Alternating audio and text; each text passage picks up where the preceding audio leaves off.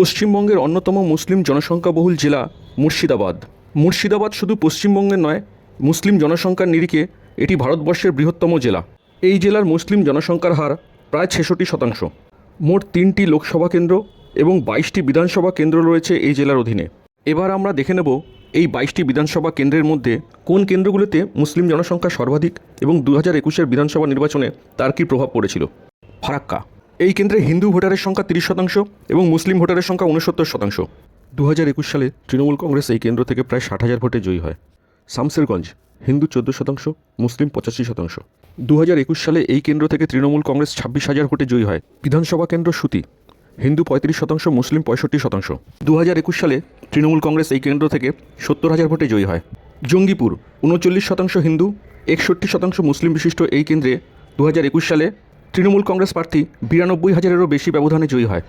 মাত্র 18% হিন্দু এবং 82% মুসলিম সংখ্যা বিশিষ্ট রঘুনাথগঞ্জ বিধানসভা কেন্দ্র থেকে 2021 সালে তৃণমূল কংগ্রেস প্রার্থী প্রায় 98,000 ভোটে জয়ী হয়।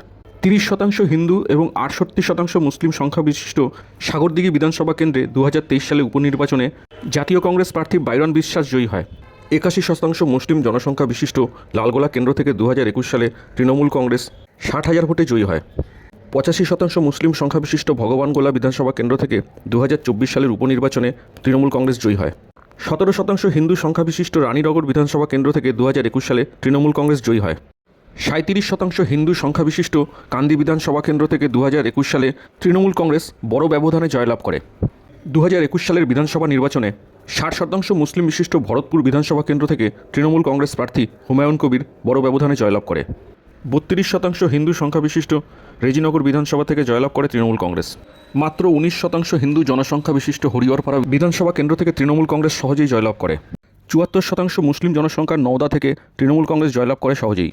90% মুসলিম অধ্যুষিত ডোমকল বিধানসভা থেকে 2021 সালে সহজেই জয়লাভ করে তৃণমূল কংগ্রেস।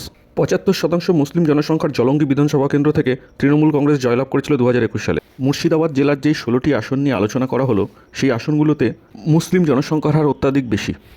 2021 সালের নির্বাচনে এই আসনগুলোতে তৃণমূল কংগ্রেস বড় ব্যবধানে জয়লাভ করে এবং আগামী নির্বাচনেও অনুমান করা যায় তৃণমূল কংগ্রেস বড় ব্যবধানেই জয়লাভ করবে। কিন্তু মুর্শিদাবাদ জেলার এমনও 6টি আসন আছে যেখানে ফল পার্থক্য হতে পারে। আমরা আগামী ভিডিওতে সেই আসনগুলো নিয়ে আলোচনা করব।